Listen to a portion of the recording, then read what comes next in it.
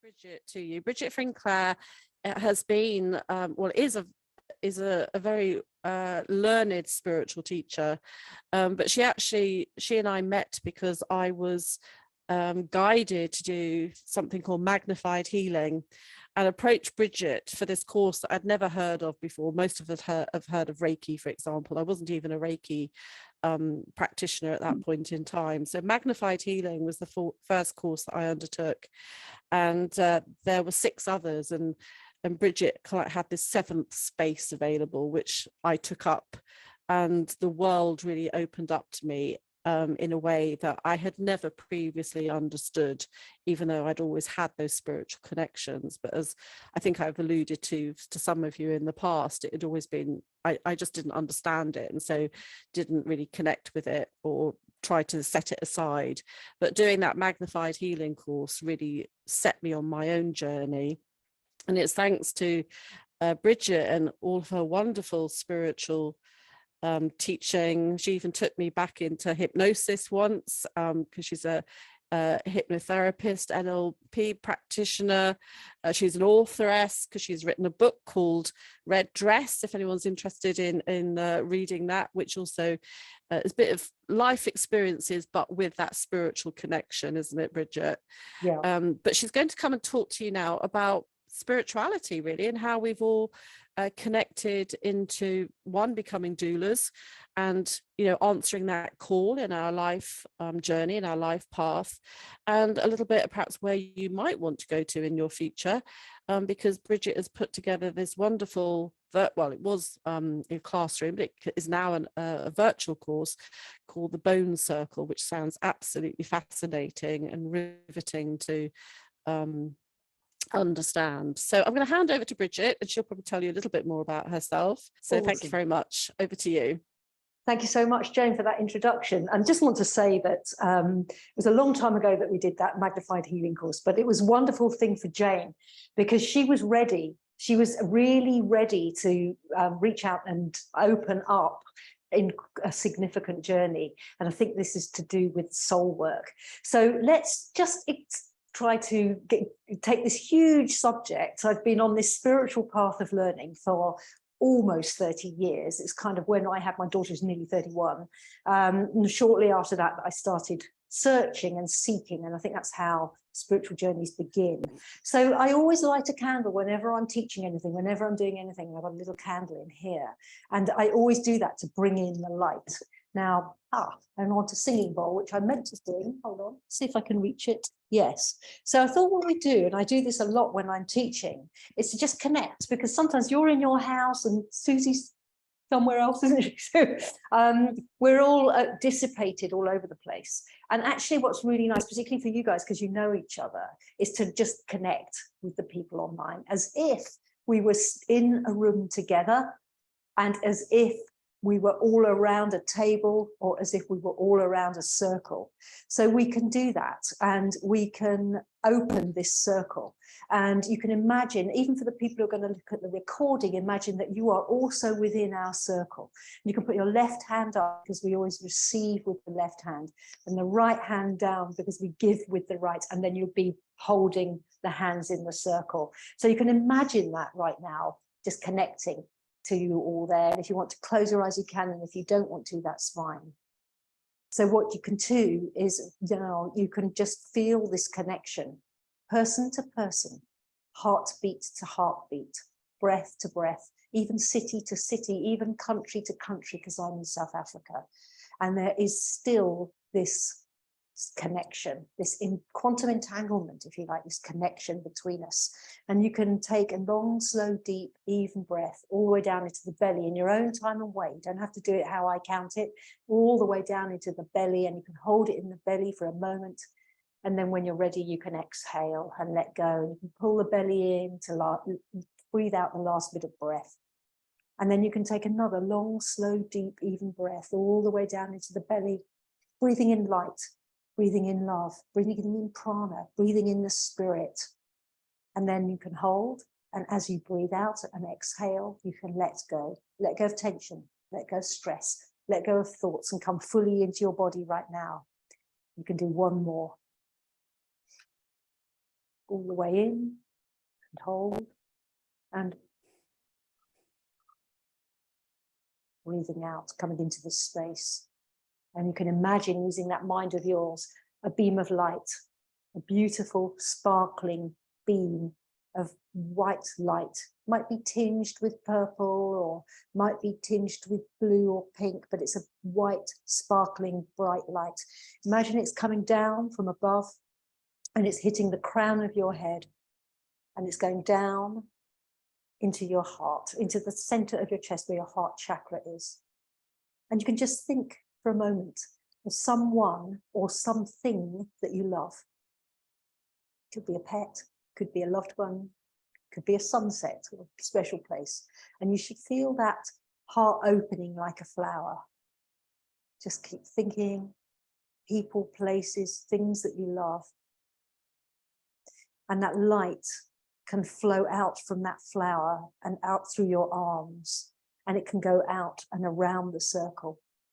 And as it's flowing around and around the circle, it's flowing from above into you and around the circle, getting brighter and brighter.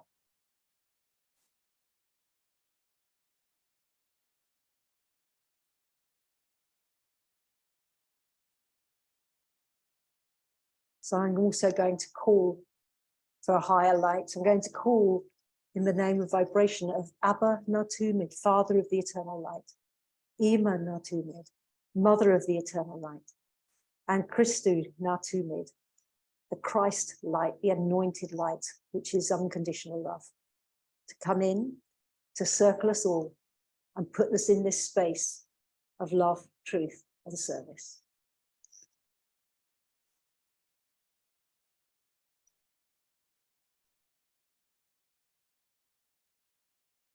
And so it is.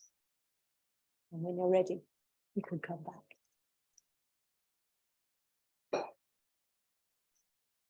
Okay, so Jane's already introduced me. I'm from England, you can hear, and I've lived in Cape Town now since 2012, so this will be my 11th year. Met Jane ages ago, and as she'd said, I taught her magnified healing, but we became really good friends. She saw me through a very difficult part of my life, actually, and I was very, very grateful to her. As she said, I was a hypnotherapist, a psychotherapist, and also an energy healer, not just Reiki and magnified healing, lots of different energy healing. And I've taught lots of different healing modalities. I'm also an author, and I'm going to read just one small paragraph from my book for you in a minute, which is called Red Dress. And I also teach a modality called the Keys of Enoch, the Book of Knowledge, which I've been teaching now for I don't know how long, longer. I taught it in London before I came here, so it's a long time. So that's sort of my credentials, if you like. And I know that you're all really keen to understand a little bit more about spirituality, about what calls us, what made you come here to be here with us this evening, what called you to come and be a doula. And that's a really interesting question with a lot of facets to it. But I want to start by telling you a couple of stories. Now, I'm sure you've probably heard these stories before because you're doulas. And you probably heard them before. But anyway, nevertheless, I'd like to tell you these stories. So the first story, even if you've heard it before, just go with it because it's going to lead us in. It's a story about two babies, two twins, inside a mother's womb. And they're inside the mother's womb and they're getting big and there's not much room because they're going to be born soon. And the first baby says to the other, "Do you believe in life after delivery?" And the second one says, "Of course, there has to be something after delivery. Maybe we're here just to prepare for what's going to come later." And the other one says, "Nonsense. There's no life after delivery. What sort of life could there possibly be?" So the second one goes, "Well, I don't know, but it must be lighter than it is in here. It's quite dark. And maybe we'll walk with our legs or eat with our mouths or something." So the other twin laughs. "That's ridiculous. Walking is impossible. And eat with our mouths? That's preposterous. The umbilical cord supplies everything we need. And anyway, there can't be any life after delivery. I'll tell you why. The cord is too short." But the second twin stood her ground. "I think there is something, and maybe it's different to what's in here." No one's ever came back, said the second baby. Delivery is the end of life, and after delivery, there's nothing. There's nothing except darkness and fear. Don't even go there. Well, the other twin wasn't convinced. Well, I don't know, she said. I think that we'll see Mother and she'll take care of us. Mother? The first baby mocked. You still believe in Mother? Well, where is she now? And the second one thought for a moment. She's all around us. It's in her that we live. And without her, there wouldn't be this world. Well, I don't see her, said the first one. So it's reasonable to assume that she doesn't exist. I mean, that's logic, isn't it? So the other one answered, sometimes when you're in silence, you can hear her, almost sense her, feel her, said the first. And I believe there's a reality after delivery. And I believe that we're here to prepare ourselves for what will become. So that's my first story. And my second is just to tell you something that I got. It was on a video, so I couldn't isolate the video, otherwise I'd have shown you the video, but it's by Dr. Zach Bush, which I'm sure you've all heard of him. He's very prominent in end-of-life work and promotes doulas as well. And you may have heard it before, but I really love it. So he says that when a woman goes into labor, the baby inside starts to wonder, what's happening? Maybe they're afraid. It feels like the organs are being pressed, that they're being squeezed, and the baby struggles to breathe. And it's frightening. But what next? Well, it feels as if its movements are restricted, and then everything is going down the birth canal. Everything goes dark, and the baby feels enormous pressure, and it feels like it's dying. And the next, pow, it's like a colour and sound and touch explosion. There's bright light and the shapes and the sounds and the smells. And compared to the womb, it's like sensory overload. And the baby looks around in awe and wonder at the thousands of filaments of its mother's hair catching the light like a halo around her. And the baby sees the piercing colour of its mother's eyes, the shine. And there's light everywhere. And it hears the sound of her sweet voice like a melody. And there's just a million glorious things to take in. And then he says, when someone's at the end of life, they start to wonder what's happening. Maybe they're afraid. It feels like their organs are being pressed, being squeezed. They struggle to breathe and it's frightening. What next? It feels as if their movements are restricted. Then everything goes dark and they feel enormous pressure. And it feels like they're dying. So I wanted to tell you those two things to try to illustrate a little bit about spirituality.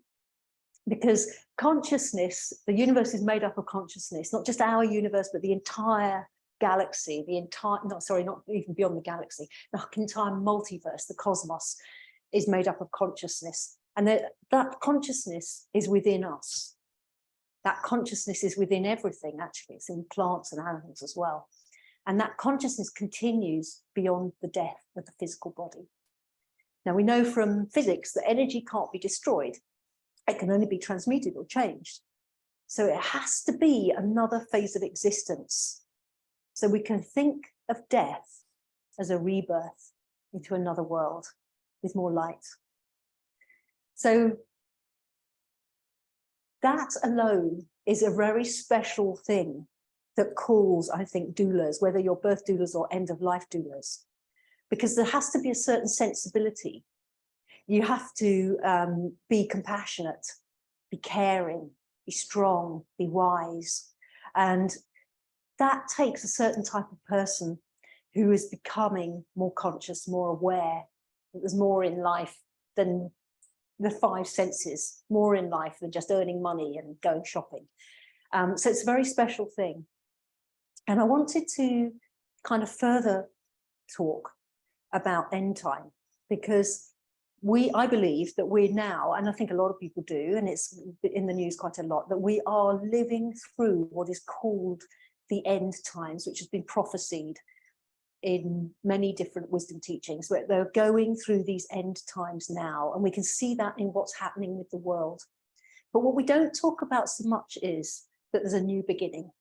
There's a new beginning, and how fabulous to wipe the sheet clean and have a new beginning that's based on better values, that's based on community, that's based on fellowship, that's based on forgiveness and compassion and love and kindness and gentleness and symbiosis and synergy and all of these other wonderful things. So there's going to be a new beginning, just as there is when that baby is born from the womb, and just as there is when that person leaves their body and they take their last breath. We're here to birth a new way of being and to prepare for it, just like those babies in the womb. And in a way, we all need to be earth doulas, because life is carried by the feminine energy. The feminine principle carries life. The woman carries life in her womb. We're then supported and nourished by Mother Earth and Mother Nature, and also by the mother. And then it's the feminine attributes of compassion and love and forgiveness and wisdom and strength that carry people through the end of life to the point of their last earthly breath. I think it's wonderful that I know that there's a lot of male doulas, and that's fantastic, because we've got to get that balance. And it doesn't mean just because it's a feminine energy that it's only carried by women. So we're going to the end times, and we must all be earth doulas, carrying Mother Earth through her end days and into her new birth, sorry. And this is really what light workers are. And this is really what a spiritual path is. For me, spirituality means being filled with spirit, being filled with the Holy Spirit. It's a light and a love and a joy that fills us, and it quickens us, and it quickens us into higher levels of consciousness. And a higher level of consciousness is just having more awareness. So it's like if you live in a block of flats, if you live in the basement, you won't see as much as if you live on the top floor. It's just a fact of life, isn't it? You see more when you're at the top. And it's a little bit like that with consciousness. The more conscious you become, the more aware you become, the more you see how things are connected, and the more that you sense and understand and know. So what calls us, and why do we answer? It's a soul level thing. Because I think we get to a point in our lives when we go, there must be more than this. There must be more than just the five senses. There must be more than just, eating, sleeping, shopping, television, the normal things that normal people do. There must be more. And when we think that there must be more, we start to seek. We start to seek for something beyond. So we become spiritual when we seek to know what's beyond just this local life or this three-dimensional life. And we can begin to see that when you work with people as a doula, when you work with the relatives, when you work with the soul, when you work with the person who's going through that end of life and then going through that final death of the physical. And you can see that when you're giving birth, when you're as a birth doula, seeing somebody give birth as well.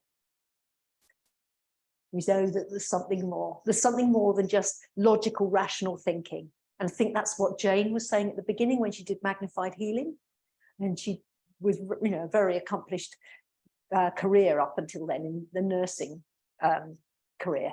But that opened up another side, and we move into the right brain. So we move into intuition, we move into imagination, we move into connection, wanting to be around nature. That's something that Jane and I were talking about before we jumped on board, just wanting to be around nature, wanting to connect with like-minded people. We start to envision things. We start to connect to something more. We start to see the beauty of the rainbow or the sunset or the dog or the wild animal. And that's the spiritual mind. That's the spiritual mind that's connecting us to a higher divine mind. And it does that through our higher self or over self, which I would call our greater self. Or it might do it through spirit guides and angels. So we can begin to touch that and experience that and have a taste of honey. So our greatness as our individual spark of divinity, and there's lots of names, you could call it your I am, you could call it your overself, your higher self. I have a friend who calls it her Sophia self, her wise self, but we have a greatness that's greater than just this meat suit, if you like. And that greatness is connected to the divine. It's connected to source, it's connected to light, it's connected to a loving intelligence, a higher divine mind. And if you're connected to your greatness because you're seeking to know more and you're listening with that inner ear, you'll be guided by that higher force. Sometimes you show up somewhere and you don't know why you're there. You don't know why. You just feel that a hunch, an instinct, a knowing, a flash of insight that you're going to do this. You're going to change your career. You're going to become a doula. You're going to come and do magnified healing. You can do the bone circle or whatever it is. And that's that higher force, that higher part of you that's guiding you. And that's why we answer spiritual guidance. And that's also why it resonates, because we've each got our own unique path. And as Jane said, she did magnified healing before she did Reiki. Most people would do it the other way around. But it doesn't matter because you've got your unique path. So I'm going to read from my novel, Red Dress, just a very short bit because it's relevant to exactly what we've been saying. I hope you're still with me. Okay, so Red Dress, a novel by Bridget Sinclair. So it's a novel, it's available anywhere. It's published, it's not self-published. And it's a fun page-turning read. It's funny, it's fun, and it's semi-autobiographical. It's about a woman who works in Harley Street. Her name is Katie, and she's not really enjoying her successful life, and she's on a spiritual journey. And at the moment, she's driving down to Brighton to go on a course from London.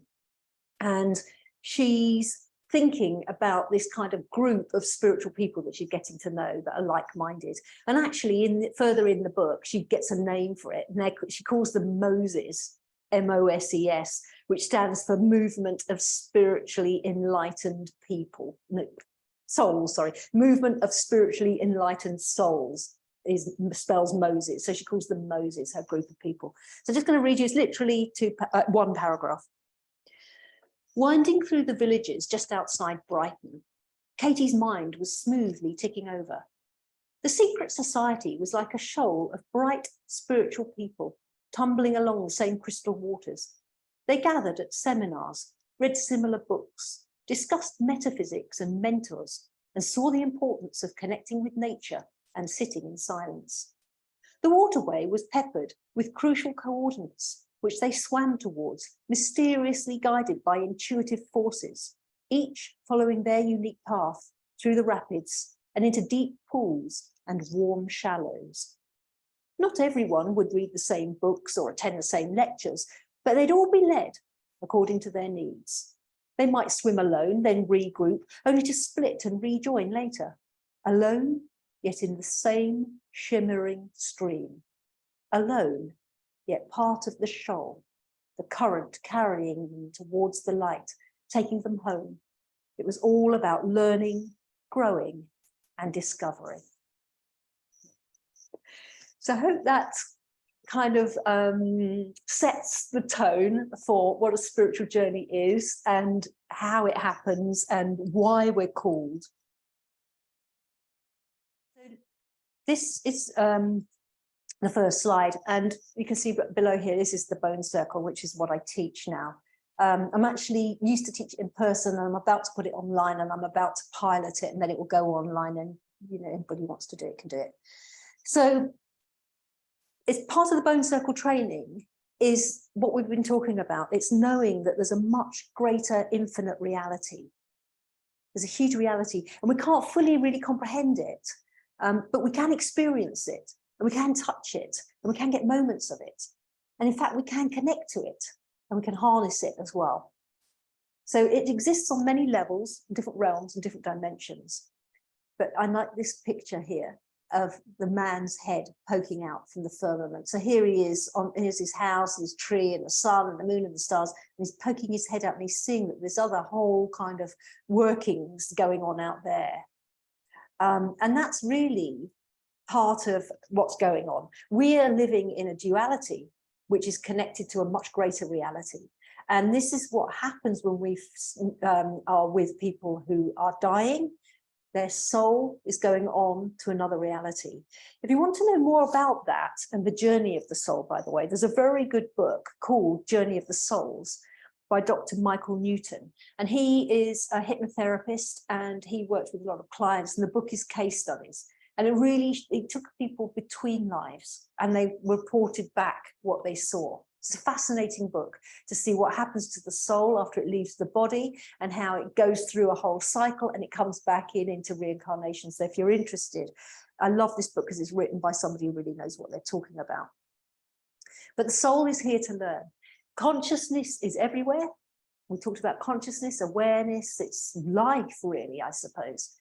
And the soul is here to learn and to grow in consciousness. And sometimes we learn through challenges. A lot of people learn through challenges. A lot of people wake up to a spiritual path when something's happened, like they've got cancer, or they've been in a car accident, or they've lost somebody, or something tragic's happened. Some people just arrive at a spiritual path because they get to a point in their life when they go, no, there's more. I was talking to Jane earlier that I've recently not been well, and I'm now well, thank goodness, but it dragged on for ages because they couldn't get a diagnosis. It actually was mold poisoning, but that illness taught me so much. I mean, I hated being ill, I wanted to be better, but actually it taught me so much. So this is the essence of a spiritual path, is that we reach out to higher levels of consciousness to grow, to understand what's beyond. Okay, let's move on. So the bone circle is the culmination really of my life's work. And I'm getting a bit long in the tooth now, so the life's work's been quite a while. There's about 25 years of spiritual journey and spiritual teachings, and then probably about, I don't know, 20 years of therapy type and healing type work, and then about 12 years of working with intuition and creating. So it encompasses a lot. It's in depth. It's a training for soul advancement, but there's other things as well. You don't have to do it for that. It integrates mind, body, and spirit, and past, present, and future, and healing, creating, and spiritual growth. So everything's based on, in this training, on the power of three, as three is really important. A trinity creates stability, and higher truth always goes beyond duality. So duality is things like we've got good and bad, and hot and cold, and life and death, and light and shade, and all of these dualities, they're polarities. And the Trinity goes beyond it. And if we look at the really fundamental higher truths, they're always in Trinity. So we can look at subatomic particles, protons, electrons, and neutrons. An atom can't exist without all three parts. We can look at fats, proteins, and carbohydrates. It's really interesting because there's a lot of keto diets on at the moment. So don't take carbohydrates. Actually, the body does need carbohydrates. The mind needs carbohydrates particularly. So you've got fats, proteins, and carbohydrates. We've got Father, Son, and Holy Spirit within Western religion. And we've got Brahma, Vishnu, and Shiva within the Indian.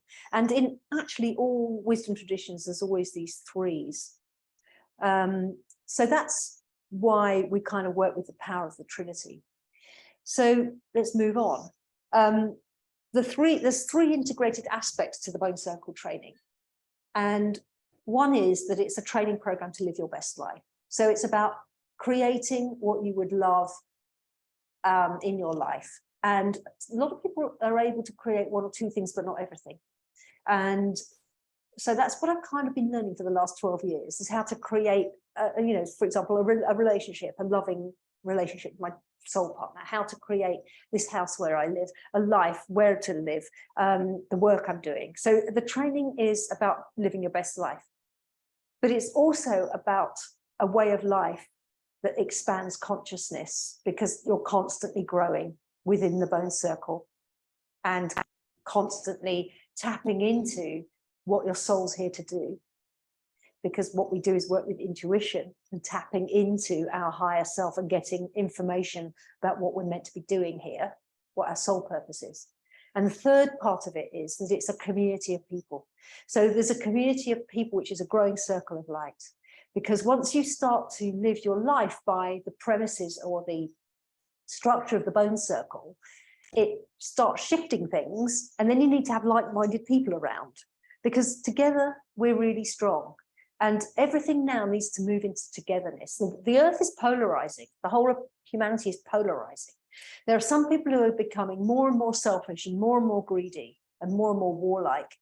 And while that's happening, other people are becoming more and more spiritual, more and more loving, more and more caring. And it's just polarizing like that. So we need to have the right kind of people around us, which I know you will have as your community, just as your doula community is a community for you.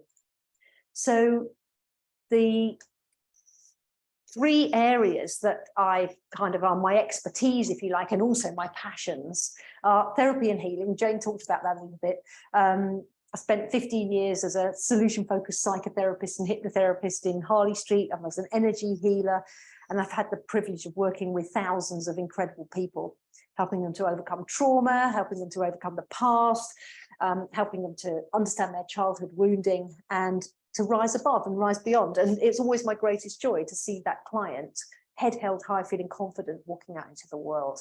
So therapy and healing is one part of the bone circle. Another part of it is, and by the way, therapy and healing is dealing with the mind, because it's mind, body, spirit. So the therapy and healing deals with the mind and emotions. And what we're doing is unhooking and healing the past, particularly things that were traumatic or things that are stopping us. And it goes into a lot of depth in the bone circle, but I don't want to kind of crowd you with too much this evening. So the next bit that is a passion of mine is spiritual lifestyle. And what's that? I started my spiritual journey shortly after my second child was born, which was in 1994. So it's been going for quite a long time. And over that time, I've read loads of books, been on lots of courses, followed lots of gurus. I've taught things and done energy clearing and space clearing, feng shui. I've taught magnified healing, Reiki healing, taught sacred geometry, all kinds of things. And so I want to include that. So lifestyle things are things like looking after yourself, spending time in nature, being still, breath work like we did at the opening, making things sacred, making space for yourself, putting boundaries in place, meditation, all sorts of things like that, walking in nature, connecting with animals, connecting with people. Those are all things that are to do with the spiritual lifestyle. And it's really looking after the body more than the mind, but it does also tap into the mind. And we're also in that growing our spirit because it's spiritual lifestyle practices. But what it really does is allows us to be in our body, look after the body that's got to carry the mind and everything else around and be in the world, and also be fully present and grounded. And then the third area, by the way, did I put it? Sorry, meant to say, when you see that overlap between the therapy and the healing, and then your spiritual lifestyle, that's where you start aligning with your true nature. Because when you're still carrying trauma or conditioning and programming from childhood, it's difficult to fully express yourself. And when you do the lifestyle practice, you become grounded and centered and in your body, and you start to open up to a spiritual world. Then you start to see who you really are and what you're really about. Okay, let's move on. Just mindful of time, actually, it goes so quickly. So the third area is intuition and creating. And that's what I learned that about 12 years ago. I took a very expensive 9-month course to learn how to tap into my intuition at will and create from inspired visions and actions. So I then took another similar course, which was a bit more advanced in 2013, where after I moved here, I went to Swaziland to do that. And then I started reading everything I could on the subject. 2016 created the bone circle. So I've kind of road tested it enough now that I absolutely understand it inside out. So what intuition and creating is we're tapping into infinite divine wisdom, but we're doing it at will. Because normally intuition comes in flashes, comes when you're in the bath, when you're walking the dog, when you're sitting at the traffic lights. That's the kind of time when intuition comes, possibly when you're meditating. Intuition might come in. But there's a couple of things. First of all, you have to wait for the intuition to come. You can't just go, okay, I want to have an intuitive hit now.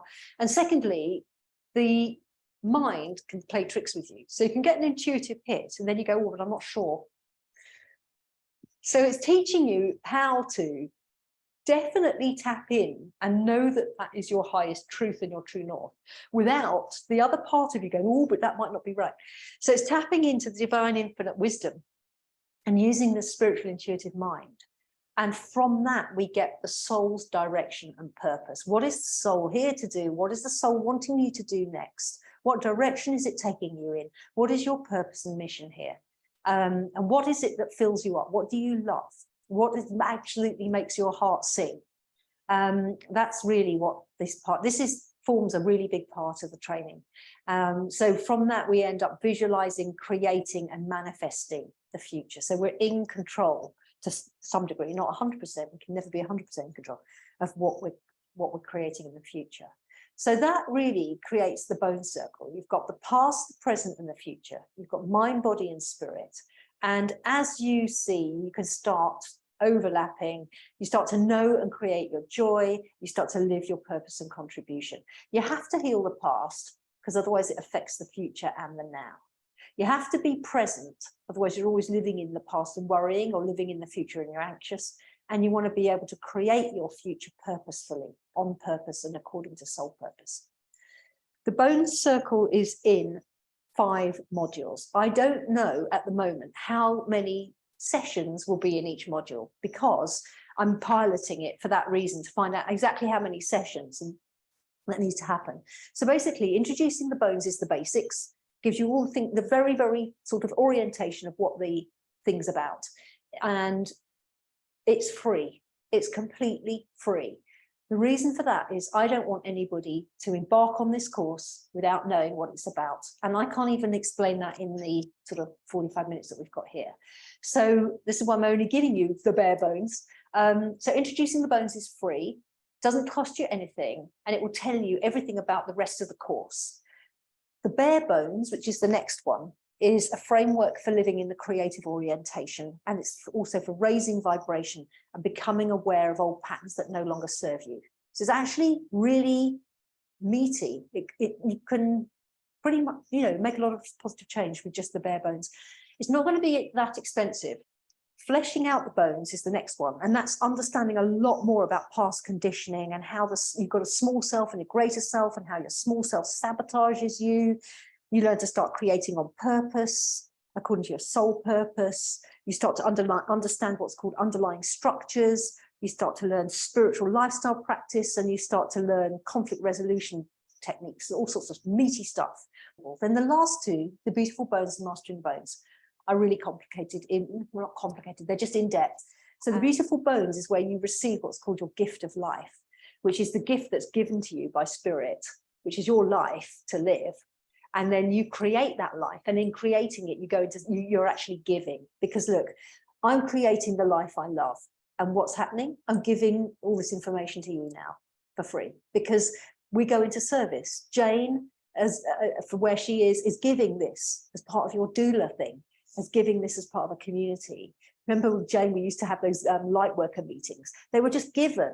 So we go into service, and often whatever it is you're meant to do as doulas, okay, you're going to be paid for being a doula, but you're giving, you're in service to humanity. So it's a gift that keeps on giving. You learn a whole load of stuff around the power of surrender and acceptance. You learn to flow with a higher plan of your soul. You learn powerful techniques for healing the past as well, which come from the therapy stuff. And we get further and deeper into spiritual practice. And then mastering the bones. So mastering the bones is really fascinating. It's understanding the structure and the pattern of your small self, or your ego, or what I call your false identity. And then it's overcoming and resolving those old patterns that might have stopped you in the past, things that just like, oh, I've never been able to do this, or I've never been able to do that, or I've always been unlucky at this. It's really resolving those and being able to stay focused and wield the forces of the universe to create magic. which seems like magic. So you learn to lead by example, you learn to stay sovereign, stand in your power, stand for what's right for you, step into your authority, understand who you really are at the highest level possible of your I am, of what your spiritual mission is. So that's the bone circle. Bones are actually, those are the bones, there's 18 of them. The bones are, they're pearls of wisdom that are strung together to create a powerful structure. Some of those you might know, but you might not know how to put them into use practically, and you might not know how they all fit together to create structure. So like the bones of your body, they're connected and they work collectively, and you need them all. They're also truth bombs or premises or axioms. They're just universal truths, higher truths. And they're also keys. And those keys unlock the secrets of the universe, they unlock the wisdom of your own mind, and they unlock your fullest potential.